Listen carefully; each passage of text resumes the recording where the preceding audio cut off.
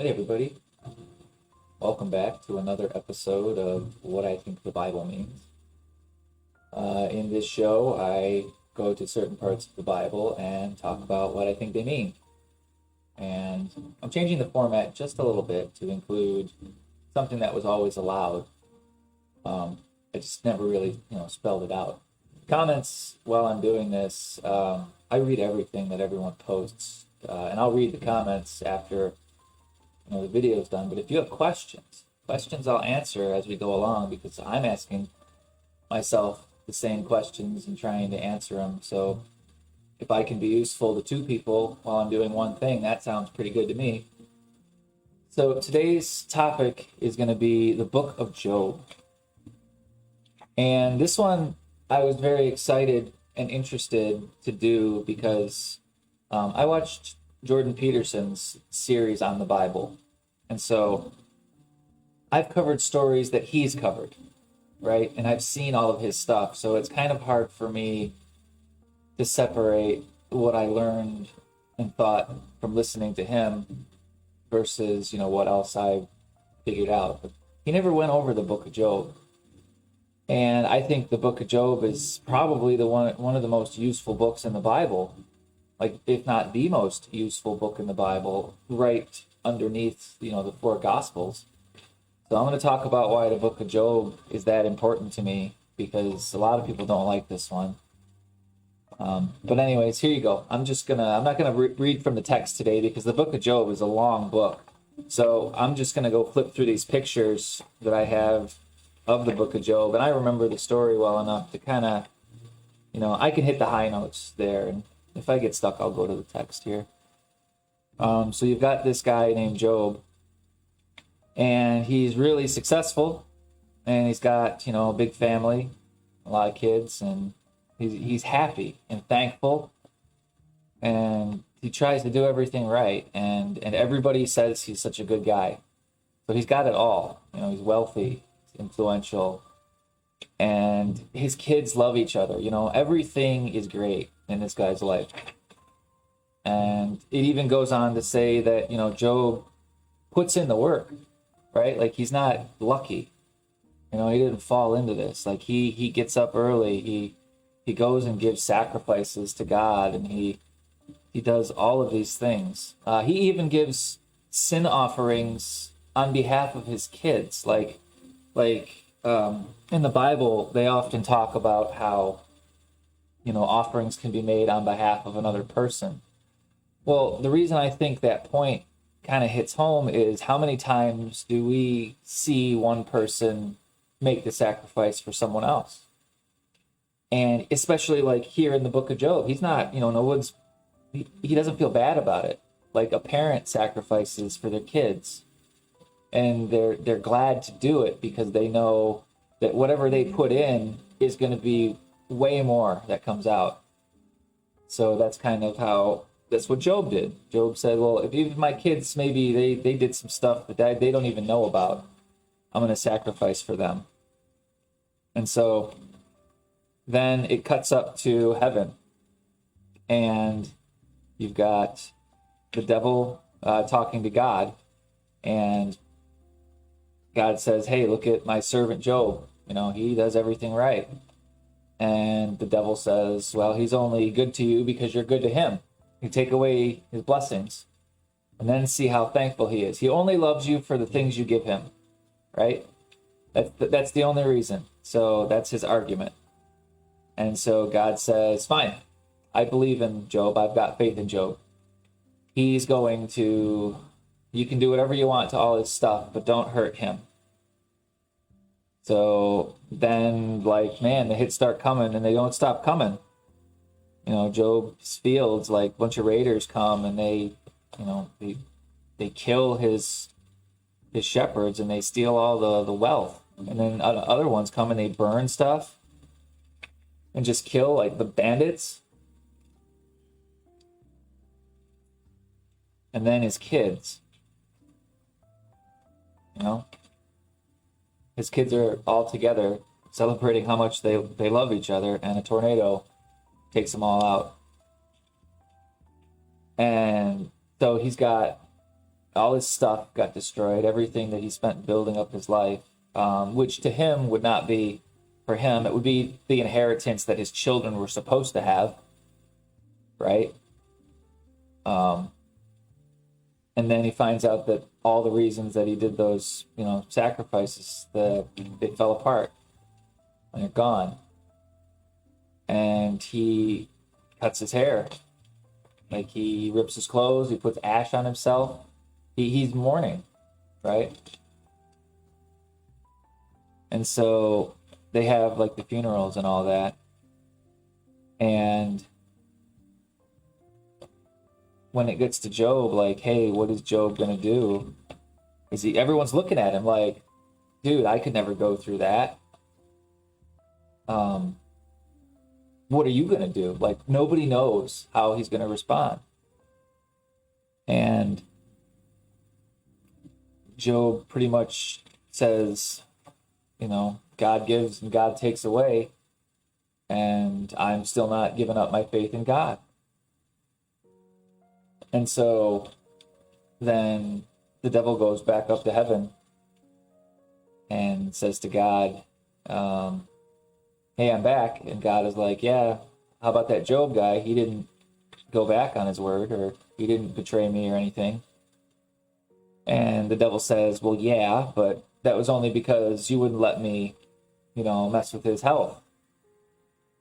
And then God says, I've got faith in Job. And he says, fine, as long as you don't kill him, go and do your worst. And so, well, Job's health goes. And then he wakes up and he's got like sores all over himself. And it's really bad. He wants to die. He doesn't curse God, but he curses the day he was born. And then all his friends come to see him. And his friends sit with him like for a week, which is pretty good. Some good friends. And that's when Job, curses the day he was born. But then the friends finally say, what if this is your fault? And Job's like, no, I got this. I know what's going on. I'm not going to admit that I've done something wrong, because if he knew what that was, he would stop it. So he can't, understand that he's innocent and he's still suffering and that it's his fault. He says he can't be that. He says, no, God would never do that. And he's not going to curse God for that. And his friends, one by one, they come up to him and they're like, okay, how is it your fault? How is it your fault? And they can't convince him. And then he leaves. And finally, Job snaps at those guys and tells them, you guys are bad friends and you're not trying to help me right now. And why would you try to get me to abandon God in my darkest hour when obviously I would need him more than ever? And he pretty much starts pointing the fingers right back at them and says, the fact that you're accusing at all shows that that's what's in your heart right now, that you think evil of me, and you think I'm a liar about it too. So all of that goes on with Job standing there. And, finally he's like,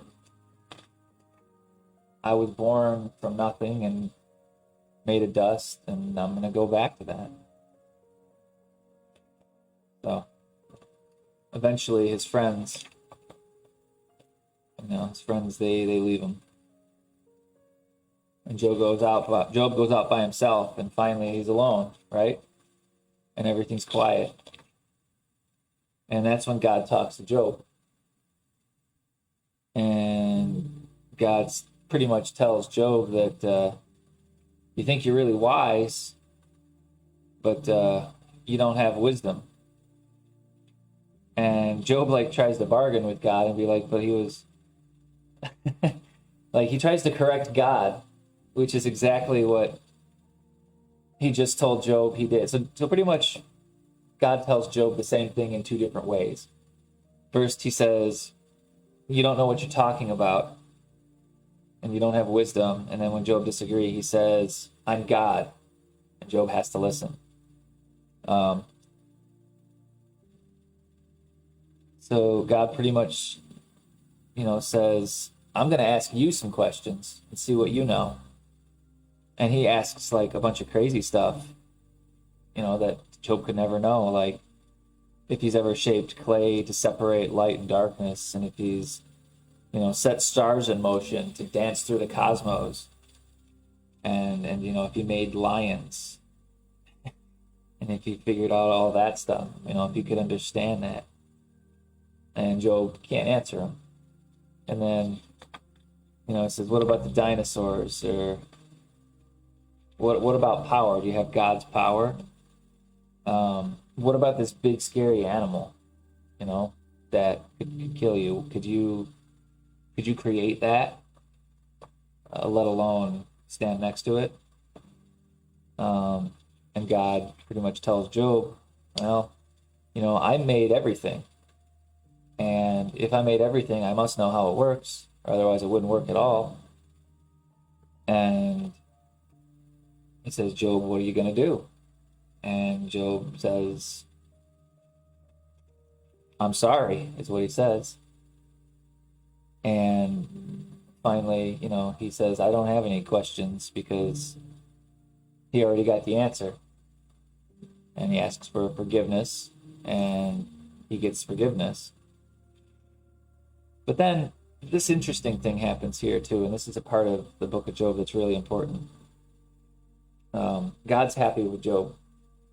Job asks for forgiveness and says he's going to trust in him. And then it says, as for you three, the three friends, he pretty much says that the only reason they were trying to talk to Job wasn't to help him. It was because they were trying to punish him the way they were doing it. They had anger behind that. And so he says, each offer 7 bulls and 7 rams.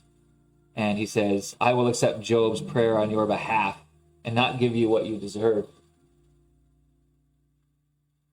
And Job says, all right, I'm done mourning. Time to start putting my life back together. And, Job gets better and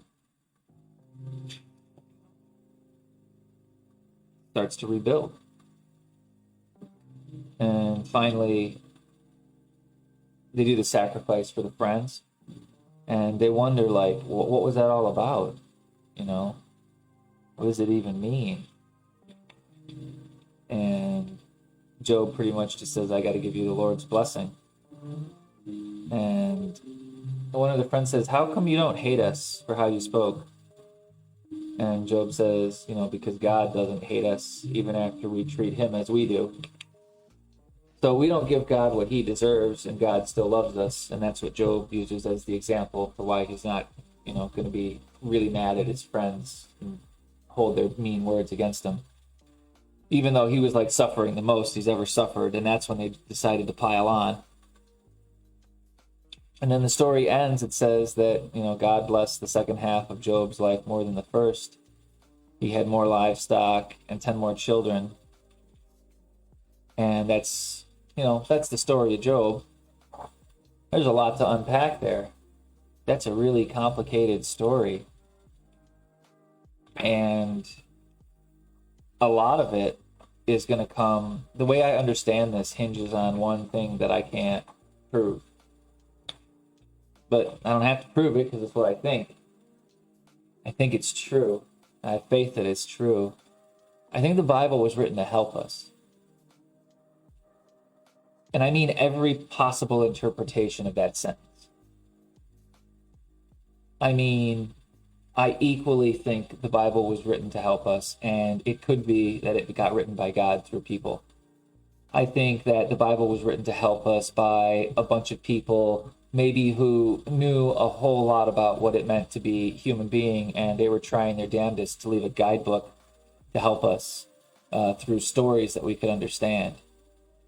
I think the Bible was written to help people because all of the stories in it seem to line up so beautifully with what it takes to have a good life. So that's beneath all of my understanding here. So this isn't going to make sense if you don't think the Bible was written to help people. Maybe you just have a problem with the author. Forget about the author for a minute. Who cares? They're words on paper now. You know? They're not going to bite. You know, they may fill in some gaps, even by accident. They might be filled in the wrong direction. But it's better to know and decide than to decide and not know, right?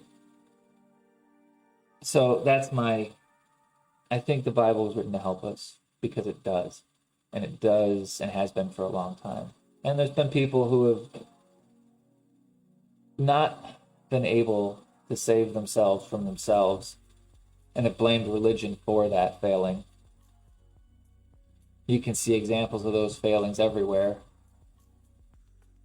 If we could find things where we could look at them and say there are no human failures here, I'd have to believe differently than I do about religion just being another thing that's run by people that fails sometimes.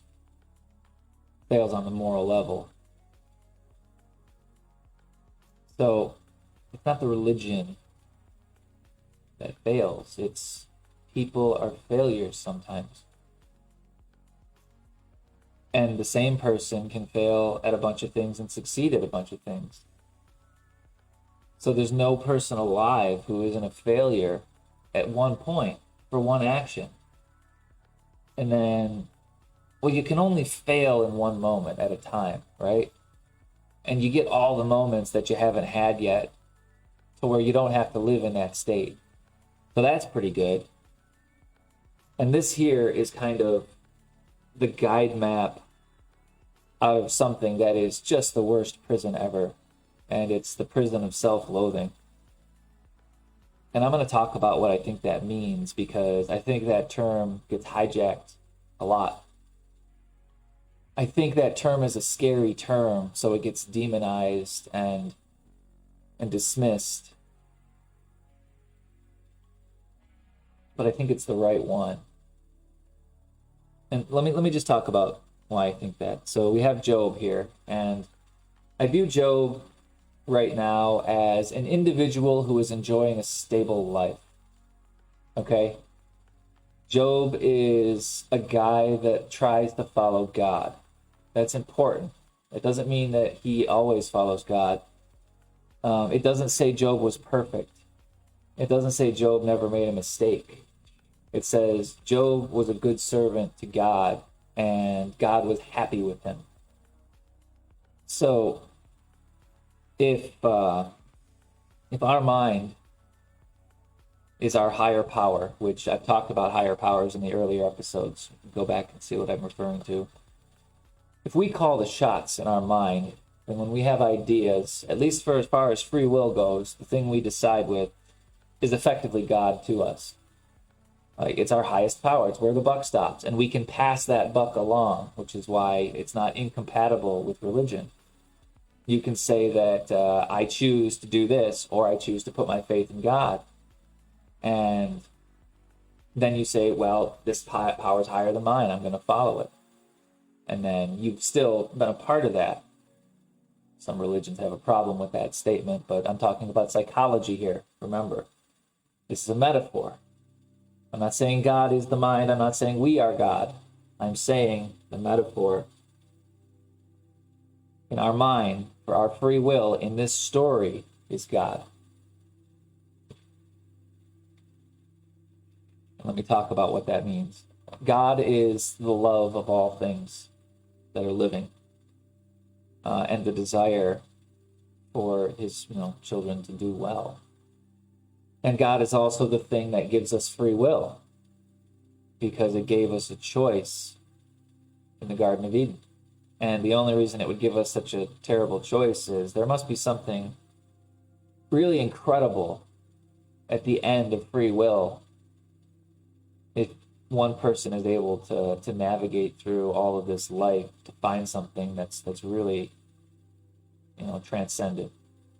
So this person here, Job, is represented as a stable person who's happy with himself. Got a good job, got a stable marriage. All of the parts of his mind like him.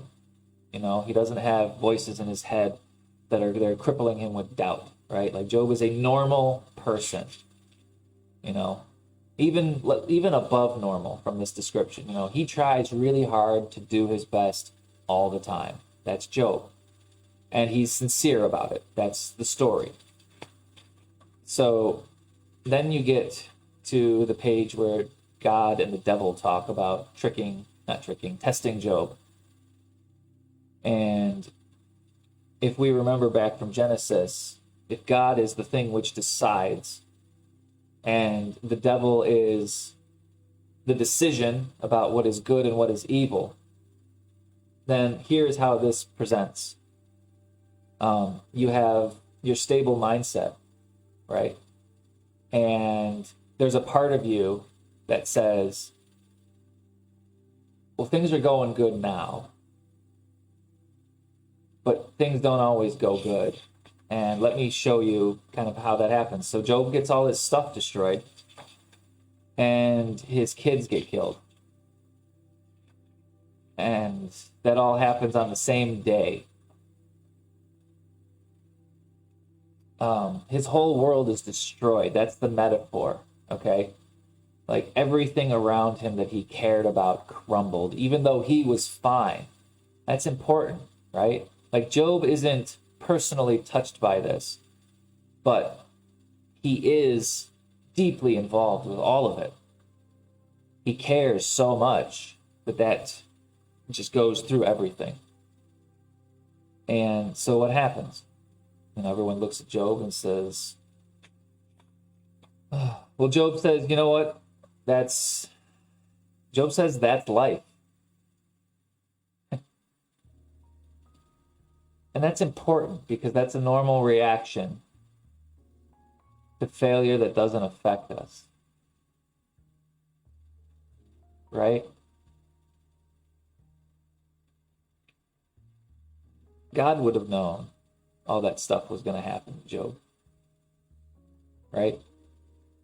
And that means that there's some set of knowledge that exists where if a person had access to that knowledge, they would also know all that stuff was going to happen. Job is admitting he doesn't have knowledge of all of that. He's admitting that serving God in the past has always served him well. He's admitting he doesn't know everything and can't know everything in this situation. And so, even though it's a really bad experience, he says, I still think I'm doing the right thing. And I'm doing it for the right reasons. And so, then the devil goes back to God and says, well, it's time to make another decision, right? That's what the devil does. It makes you decide things and sticks you with the consequences. That's why questions can be tricky sometimes, because you have to make decisions about how to answer. And if you're not careful with how you answer different questions, you can find yourself believing two things that aren't the same thing. That's pretty tough. And that's kind of what the devil is in this situation here. And so God says, I know what's right. And the devil says, oh yeah? Let's see if you're right.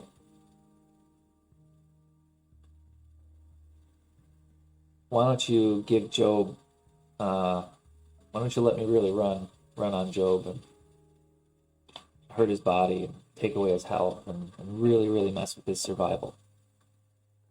And that's exactly what happens, and we covered all that. And everyone around him says, "Look at you, your life has fallen to crap. You must be at fault. It must be your fault." And then, all of his, he goes off by himself, and his friends, the people who care about him, for a while, they're on his side, but they're looking at his life and they said, it's got to be your fault. And because you won't say it's your fault, you're a liar. And I'm going to call you a liar right now because, look, your life's crumbling, and that means I'm right. And I get to be right. And then finally, Job gets rid of all those voices and gets in touch with the highest power he can understand. And he asks the highest power he can understand. He tries to ask him what's going on, but the highest power he can understand just starts asking him questions to show him how dangerous it is to just answer questions willy-nilly without really thinking about, what goes into believing a thing. Like, how can you be so sure about anything? Because, number one, look at your life. And look at all of life.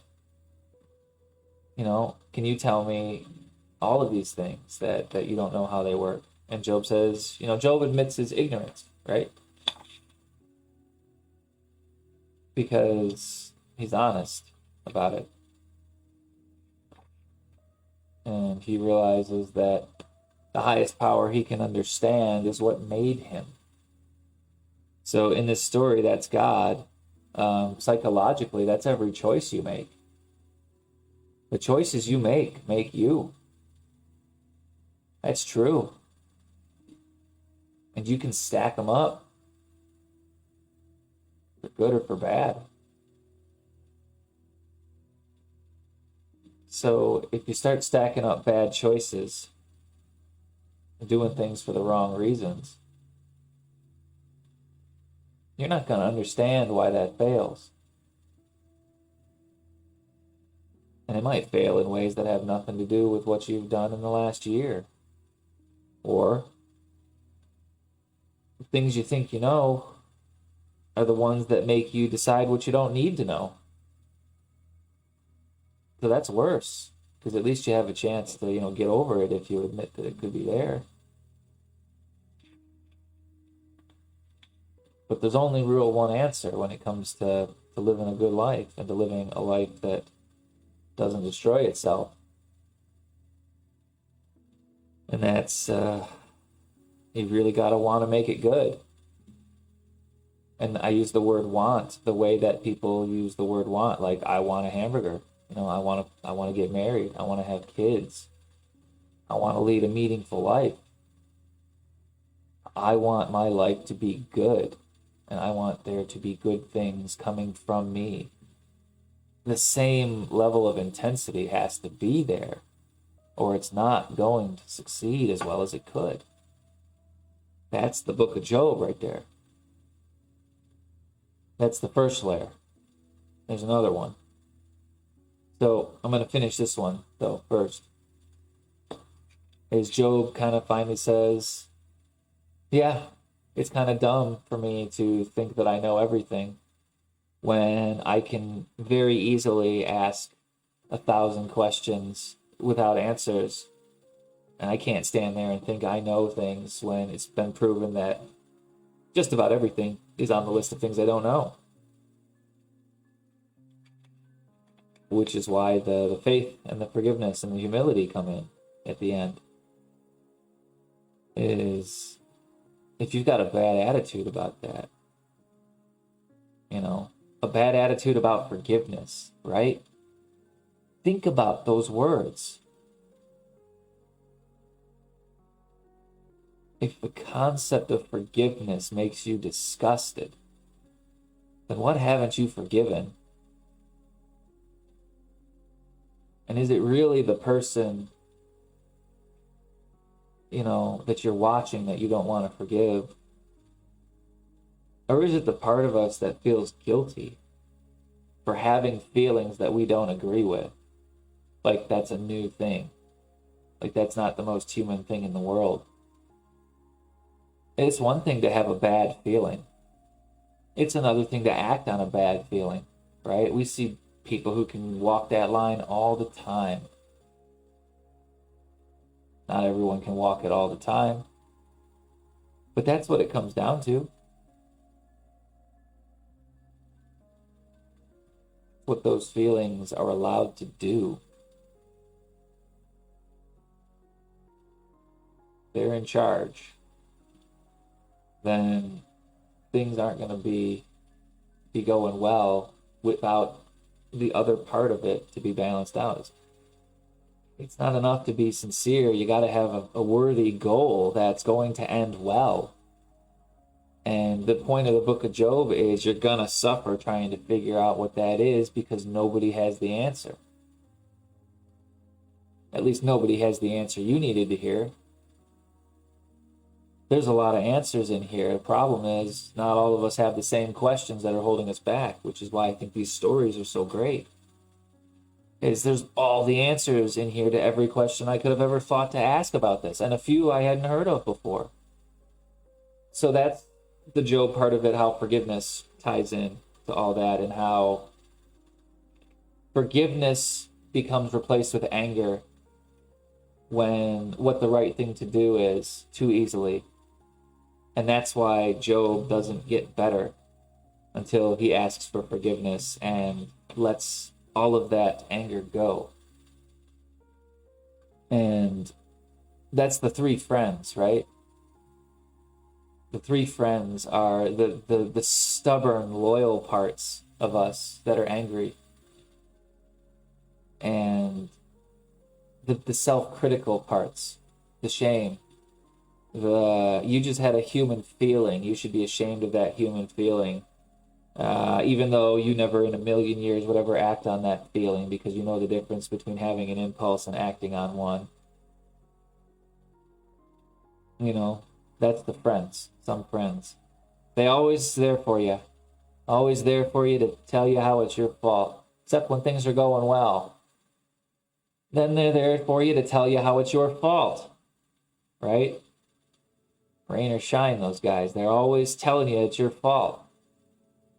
That's why they're your friends most of the time, because if you're serving God, well, usually you're going to do pretty good if you care about people, right? You don't find too many people, that go out of their way to really, take one and care about other people actively who are also, not happy, right? You don't see that.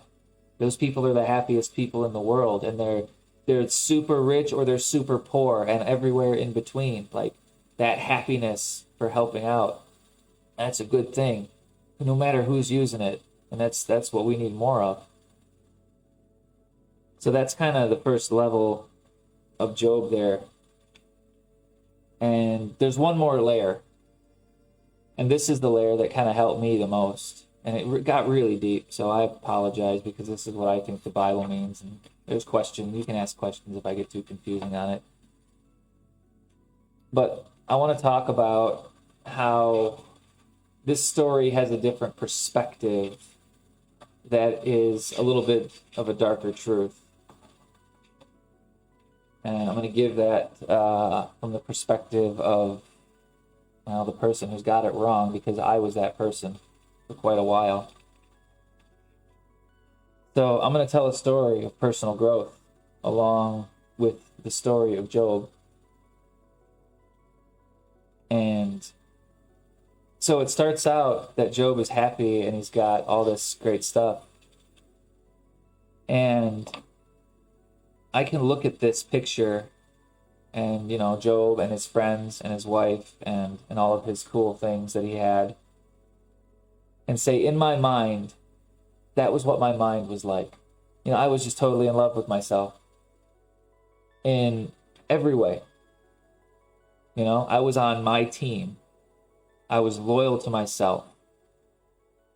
I really thought I was rock solid. I was the only one I could really count on. So I felt alone. And if you feel alone, then you're probably the strongest person you know. And that can make you act like you're weaker than you are, or it can make you think you're stronger than you are. And it was both for me in different ways. So now let's get to the part where, Job even, gives sacrifices on behalf of his kids. Well, that was me too. I didn't like wake up one day and say I wanted to be a nice guy. I saw that from my dad, and I saw, how it helped his life.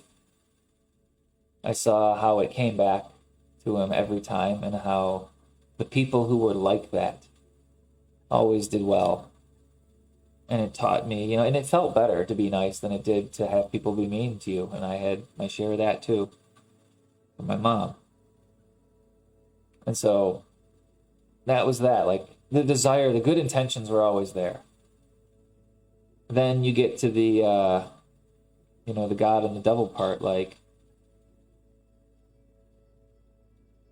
I thought I knew everything about myself that I needed to know, or everything I could know, right?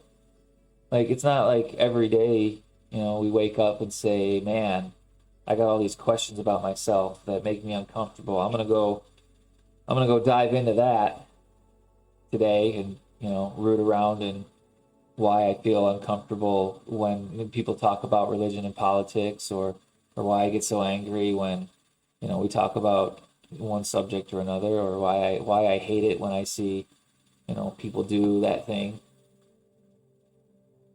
It's one thing to know that that's true, because that's easy, right? We feel it, and you can say from one person to another, hey, how about this thing? And they'll know exactly what you're talking about every time, because they've been there. So it's a normal thing. But then the devil's like, so what if all your stuff breaks? What if everything you love goes away? But you're fine. Well, Job here is also the villain of the mind, right? Because he believed so strongly in his own good intentions that he can't possibly see how anything he's done would ever circle back to cause him harm for the things he's built, or the things that, people he cares about. So he takes it really hard. It sucks. But at the end of the day, Job is unchanged. That's my point. So that was my resistance against change, was this belief that that's just the way the world works, and I got no control over what I understand. And if I feel this strongly about being right and doing the right thing, then that's got to count for everything, and I should never suffer from that at all. That's what that is. So that's the moral of that part of the book of Job, as much as how to handle actual pain and suffering in the world, is if Job is the well-meaning guy, and God is our choices, and the devil is like, well, what if your choices between what's good and evil make you lose all that stuff? What are you going to do? And this book here says the trap is to just say, I've got nothing to do with any of that. It doesn't touch me. I'm not involved. Them's the breaks. Time to move on, exactly as before. So it's ignoring the signs before they get too bad, because they're not too bad. And that's why the story escalates here. So God says, yeah, Job's always going to trust in me. And the devil says, well, what if I take his health? So if I'm using that for ideas again, this is when the problems start to affect a person personally, right? So if I'm using my own story of personal growth here, this is how I came to understand it. This is when relationships fail. This is when people abandon you. This is when you get rejected. That's when it it hurts, right? It's inconsolable. Like, that's what this part of Job is. And so what happens? So Job goes out in the woods and says, I'm not gonna curse the thing that's my highest power. I'm not gonna curse God, which in the story, in our lives, is a great idea. In the metaphor that's also going on, it's the worst idea, because the metaphor for the highest power a person understands is also their choices.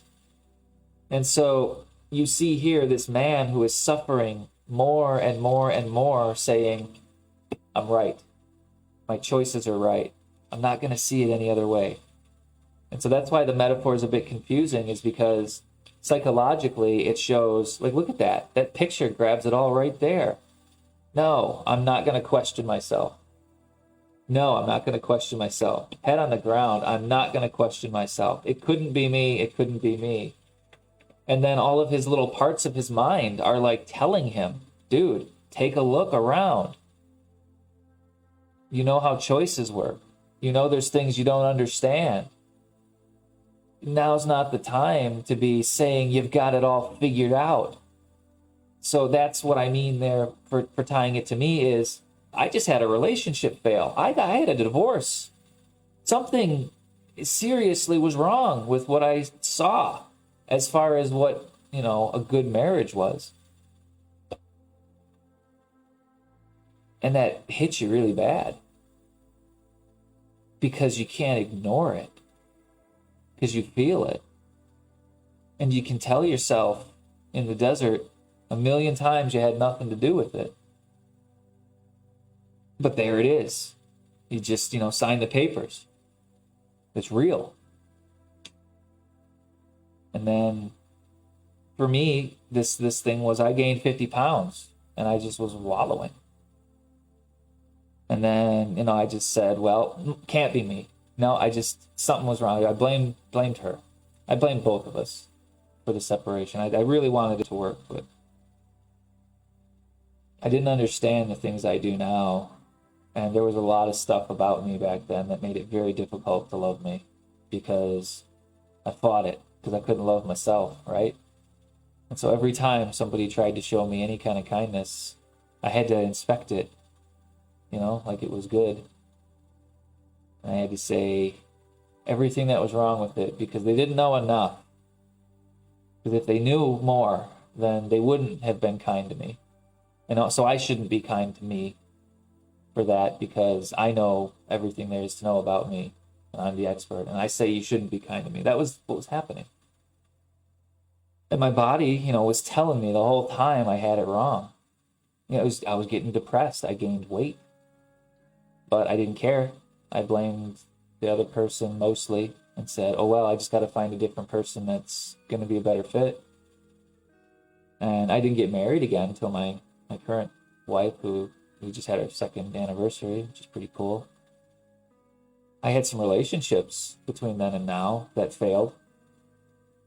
And if I'm looking at that today, stuff I figured out about why they went wrong, I can point to each one of those relationships and tell myself and tell anyone who cares exactly what I was doing and exactly the damage it was causing.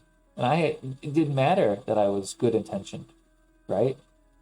I was doing a thing and things because I couldn't understand myself enough to know what it meant to love and forgive myself for having feelings.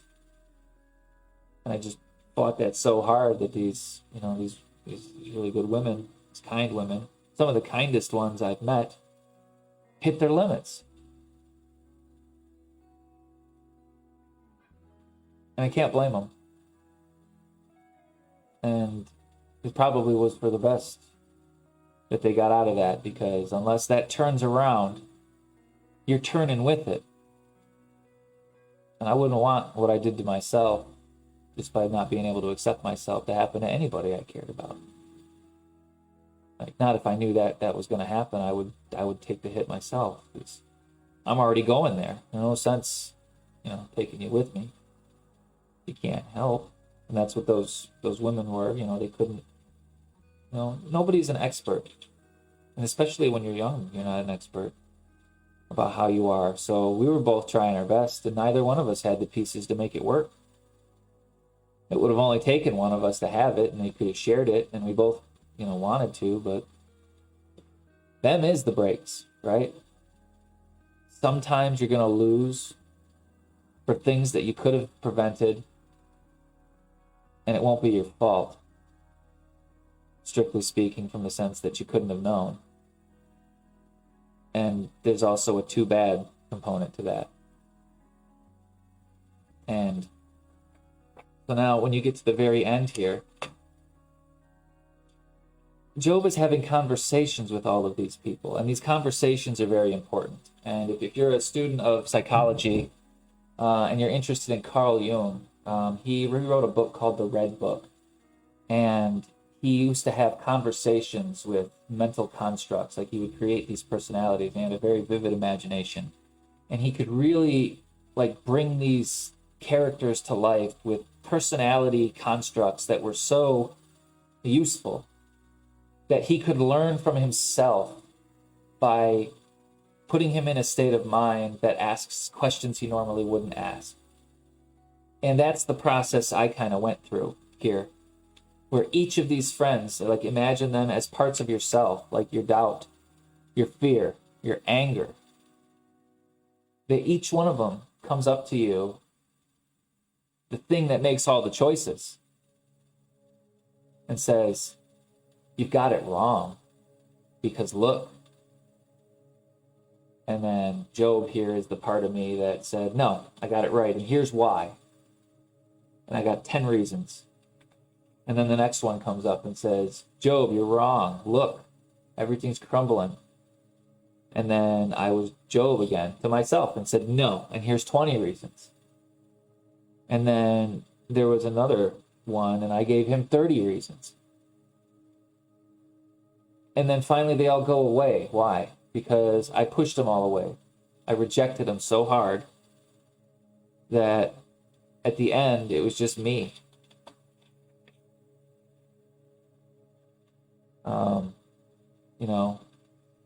I pushed everything away, even in my own mind. Everything that told me it could have been me, I pushed it away.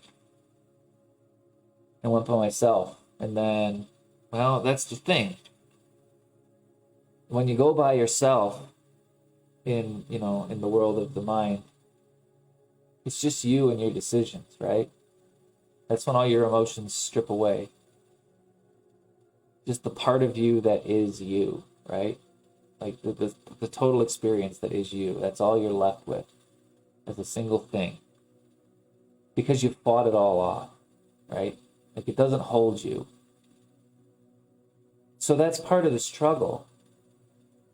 And that's why Job finds God here is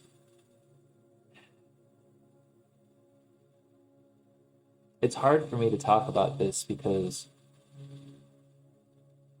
Job's story is how suffering can teach you how to deal with suffering. And when we're talking about self-loathing,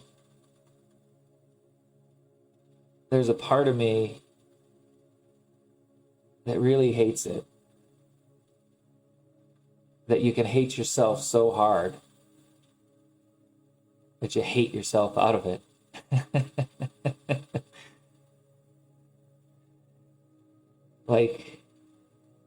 If you don't quit, if you're a glutton for punishment, it's insanity. But if you're so hard on yourself and you can make peace with that the way Job did, then other people start to make a lot more sense. And once other people make sense, then you have empathy. And once you have empathy, you're back on track to God's, commandment, which is the tree of life. Love your neighbor. You're away from the knowledge of good and evil, where this person's good, this person's bad, X, Y, Z, etc. My ideas are good, I'm bad for having that feeling, etc. All that goes away.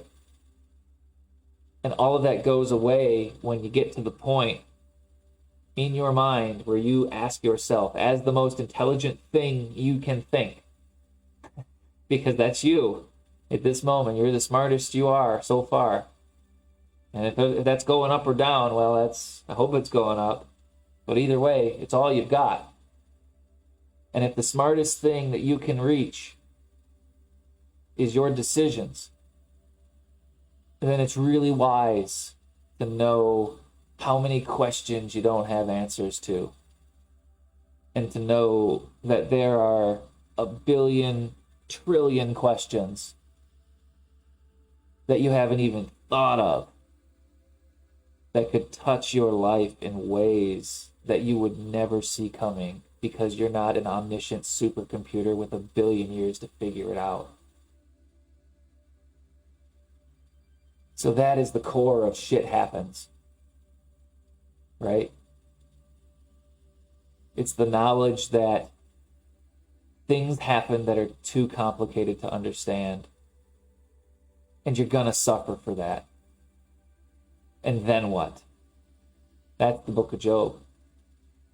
So when that's part of the mental process, that's finally when you get to the point where you can ask any question and explore it like you don't know, which is where Job gets to, right? He says, I have no questions because I don't know. And then finally, that's when everything comes together for Job. Here's the answer. It's the best answer we've got so far. And this is the answer the Bible tries to give. So if this isn't your answer, that's fine. This is the one I like because it seems to work. Love your neighbor as yourself and put the life of other things and their happiness at a high place. And never take it down, even if things are trying to knock you over or break it. Because that's when my life seems to go the best. That's when I'm the happiest. And none of that happens until I reach that state where I can question what I believe enough to change it when it makes sense. Right? It has to make sense. But it has to be questioned. And there has to be humility. Because if you measure all the stuff that we don't know, even if it's just a numbers game, the percentage is too small to not act that way with any sort of self-honesty.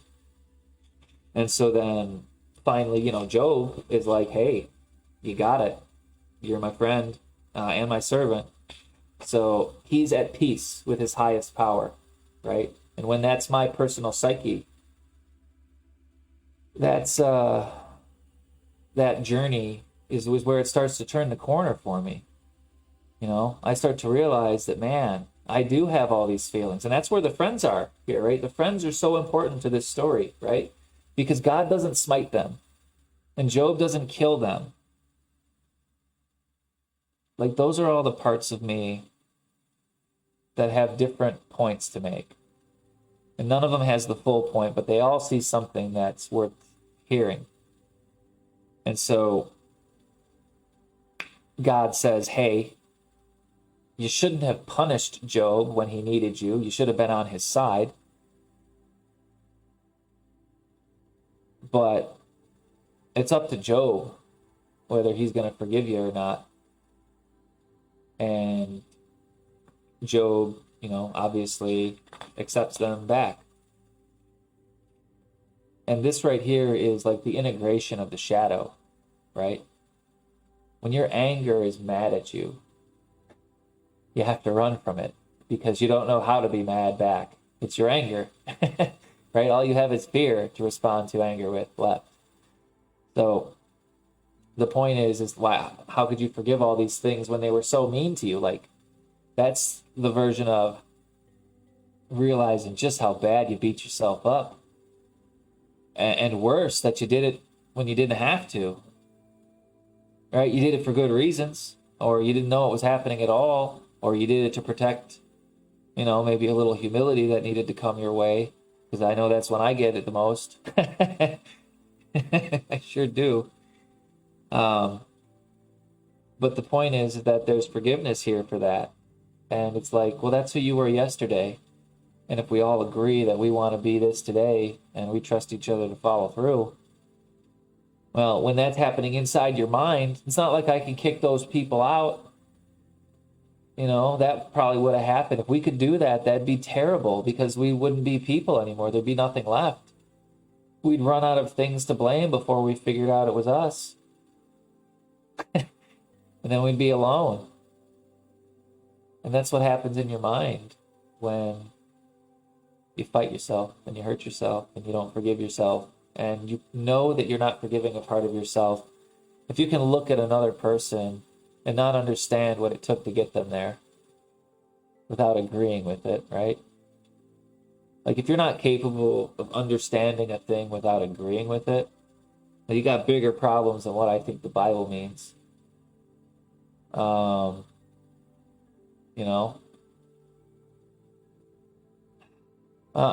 not sure what self-Schadenfreude is.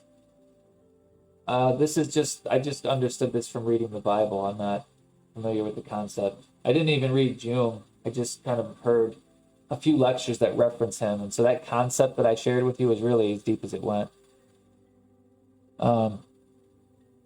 So that's the part where if another person disgusts you to the point where you can't understand their life or even make an attempt, I firmly believe that is evidence that there is a part inside you that you haven't forgiven yourself for feeling that way.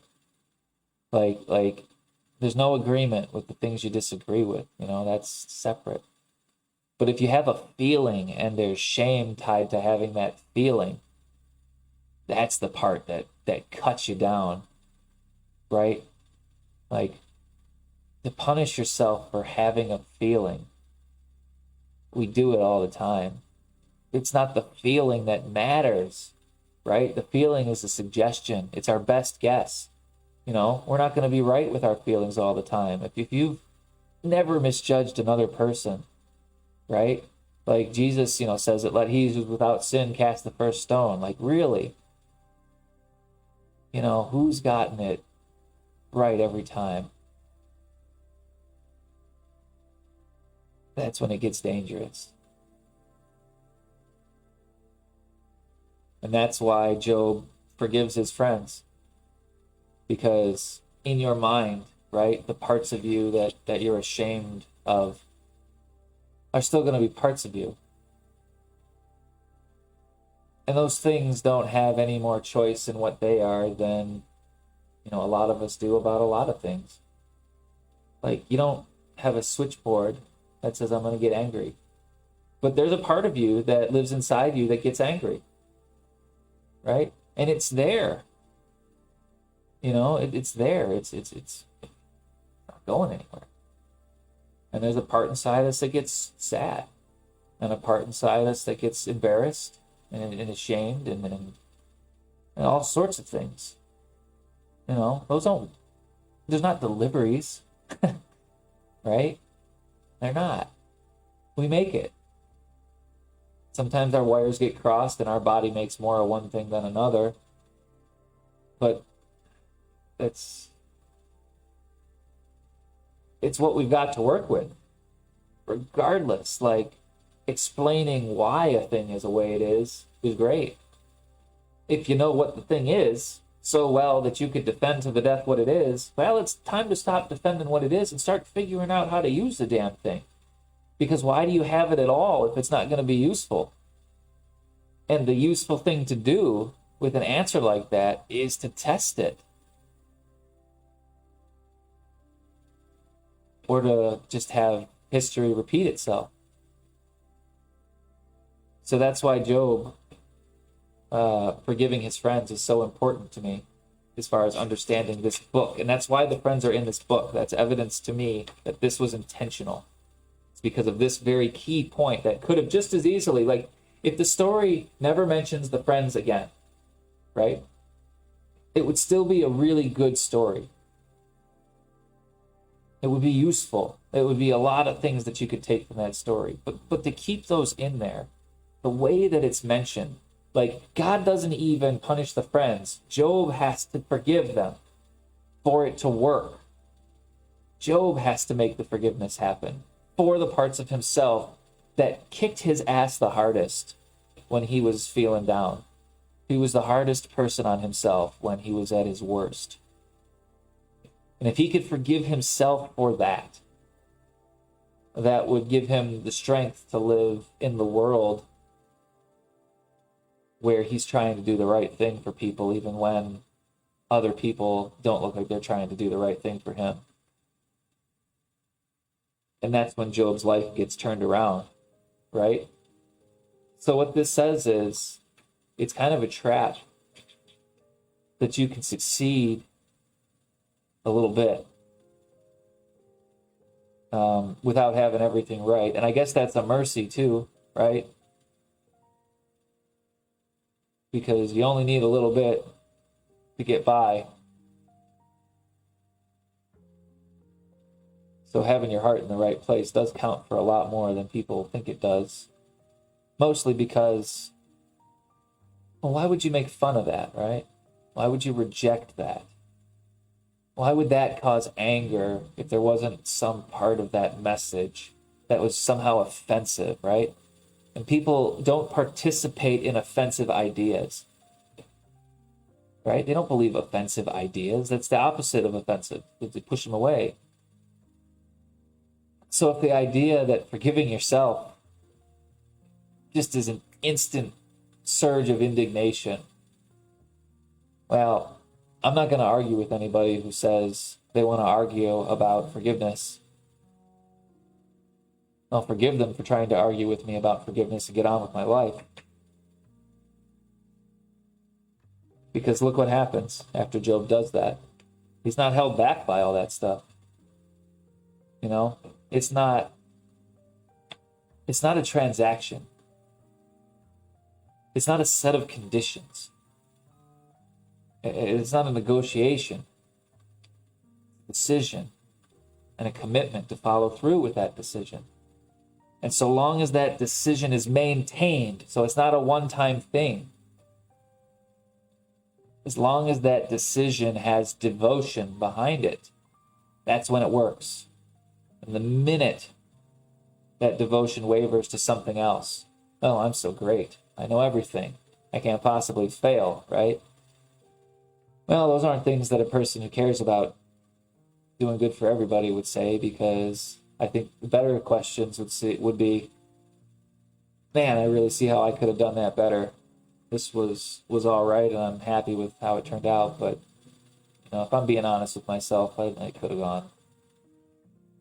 I kind of guffed a bunch of it up too, so I lost potential there. So it's like I have to be honest with yourself and keep everything pointed on that decision to try and do better. That, I think, is the core of the story of Job. And as long as that focus remains there, then look what happens. The life gets better. All of the parts of himself become his friend again. And, he replaces all the stuff that he lost and has a life that is just as fulfilling as the one before it. And I say just as fulfilling because Job kind of goes full circle, except he's a little bit better now, but his focus now is better too. So his blessings were more, but the thing that got him there was the same. He just did more of it. So anytime his life was there, he was blessed, and that's why his second half of his life was more blessed than the first. So that's kind of how I've come to understand Job, because I'm looking at myself today, and this story started back, about when I started it in this video, with a divorce and just all kind of nasty things, and the recovery from abuse was hard, and being all screwed up from all that stuff that happened, left me in a really helpless position. And I didn't know how to get out of it. And there was a lot of anger and there was a lot of stuff. But now today, I'm in. Hook, line, and sinker, right? Like I'm on the nice guy bus here. You can make me not want to talk to you, but you can't make me hate you. And if that's a challenge for you, then you got bigger problems at what I think about you, right? If the fact that a dude doesn't want to hate you inspires you to commit evil, I got nothing to do with your problems, man. And if I can just keep my distance from the train wreck around you, I won't have to keep my distance for very long, because those kind of people, they take themselves out. And they do it fast. Because their support structure is always crumbling, and they got to replace it. So I don't even have to be there for a person whose goal is to cause that much evil, to try and prove that a person could hate them if they tried hard enough. I think all that proves is that person has a goal that's not going to make them happy.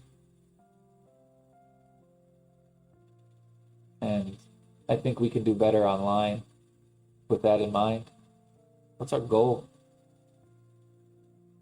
I want to go out there and pick a fight and tell a guy why he's wrong. Call him some names, maybe. Be racist. Accuse him of being racist. Accuse them of being racist while being racist and saying racism doesn't exist. All of it. And we've all done it. You know, except for my grandma. Because that woman, and I bet you, and she only didn't do it because the internet wasn't around before she was a sweet old lady, okay? So she's not off the hook entirely. I'm sure she had some things to say in her day, but by the time texting was a thing, you couldn't get a mean word out of her. And everybody loved her for it. So, I've seen all the stages of life where this story pans out. All the way from parental suicide to my grandmother telling everybody right before she died that she wished she could have more time to spend with all of them, because she was so happy with how all of the time she spent with them was. And I've seen everything in between, because I started at one and I finished at the other. So make your goals good. You know, make your goals what you want to have and how to build it. Your goal is what you don't have. You're going to get a good list of what you don't have, and I can add to it, because there's a bunch of stuff that hasn't been invented yet. Probably a bunch of stuff that is right now that you don't even know you don't have. That's a bad way to chase something by what you don't have. There's too many don'ts. You know, you can't live by a billion don'ts. You need a couple of do's, man, and you got to do them to do good, right? Aim high. Think the best in people. And if they don't deserve it, ask yourself, you know, if you treat yourself like you deserve it when you act that way. Or are you going to say, that's life, move on? I only know what I think. The rest of that's up to you. So, thanks for watching, and I'll see you next time.